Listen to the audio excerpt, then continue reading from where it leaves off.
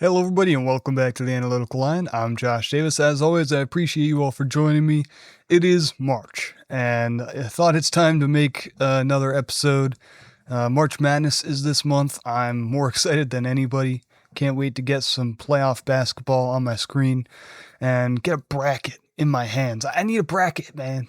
I've been fiending for a bracket.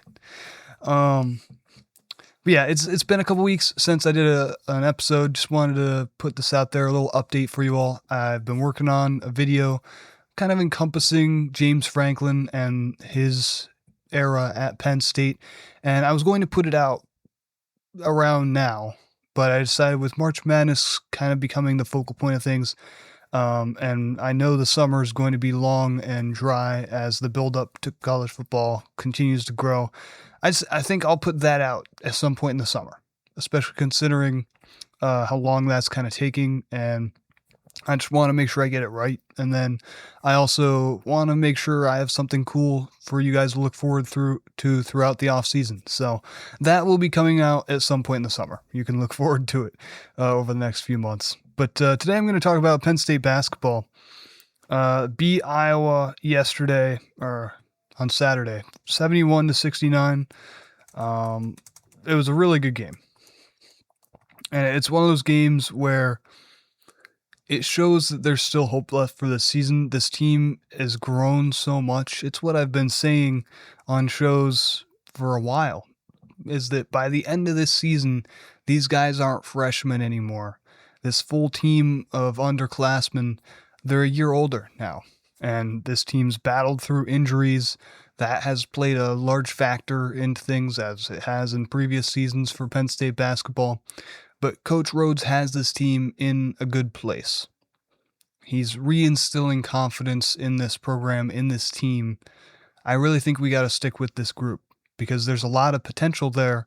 They're growing quickly. They're right on schedule for where I wanted them to be, for where they wanted to be. And this kind of win against Iowa, as the words of Coach Rhoades, he's like, it's awesome when you're playing really well against some of the best teams in the country and you're coming up just short.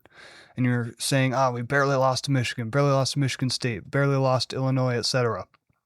And USC and all those teams where Penn State was right there and just couldn't quite pull it out. There's a satisfaction in knowing that you're right there and that you're playing good basketball.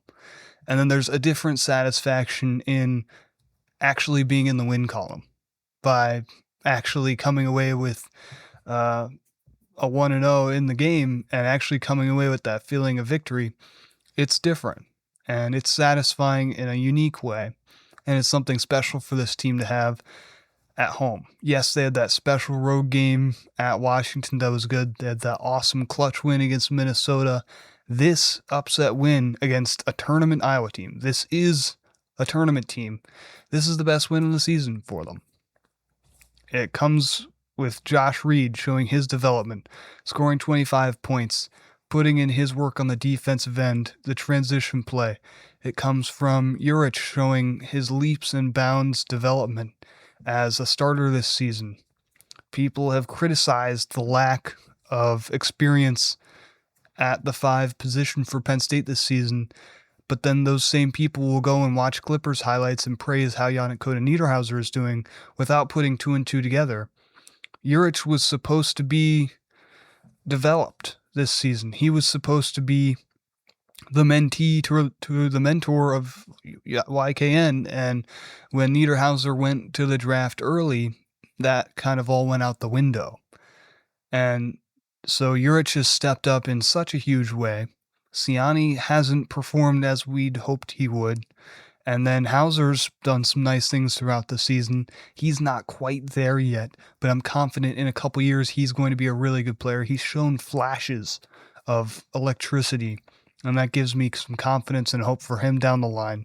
But Rhoades is getting closer to already being there, to the point where in a couple of weeks, in an off season, you get next season, and you could say this is going to be one of the better big men in the Big Ten. And that's awesome to think about.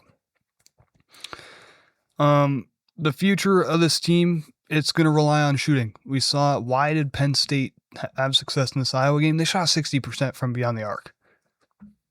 9 for 15. Iowa only shot 9 of 28. That's been the big difference for this team all year, is usually they're on the wrong end of that 3-point number, and they're the ones getting outshot. And if they can find any sort of confidence and consistency with this game and this performance from beyond the arc, that would be huge. Because it hasn't clicked for a lot of these guys. For Reed, for Mingo, for Dillion,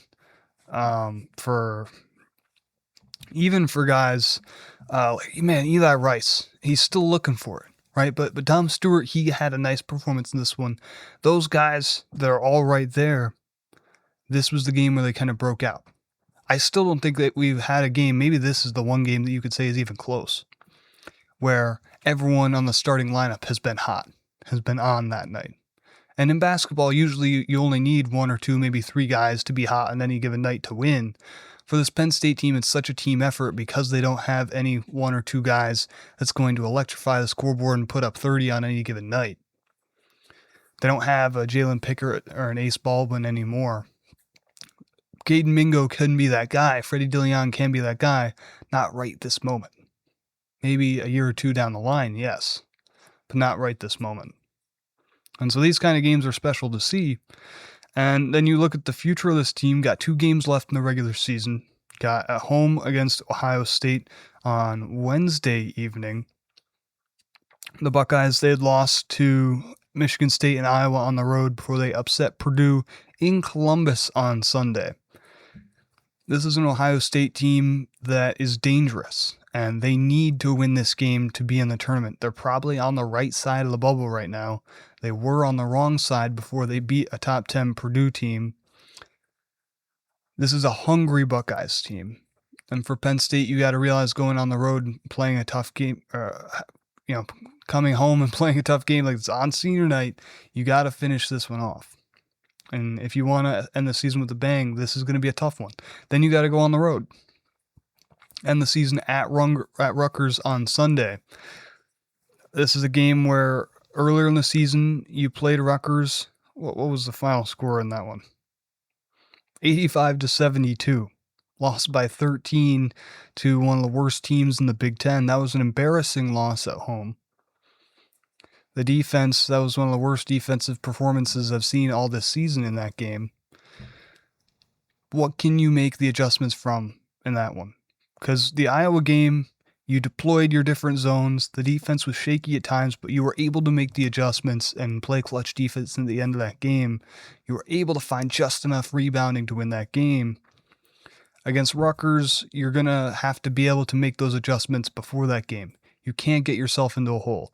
What if your shooting is a little off that night? You've got to find ways to get to the ball to the tin, pass, make the extra pass sometimes.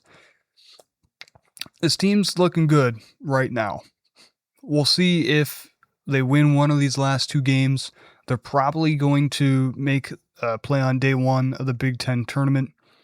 That's Tuesday, March 10th in Chicago. It's a little interesting. It's not in Indy this year. I'll give a full preview on the Big Ten tournament on next week's show. But yeah, I just wanted to give this little update on the Penn State basketball team. I'm really excited for that win against Iowa. I'm really excited for where this team's going in the future. Some exciting stuff as we head into March. And as we get closer to the Big Ten tournament, as we get closer to March Madness, I'm going to start talking about everyone else.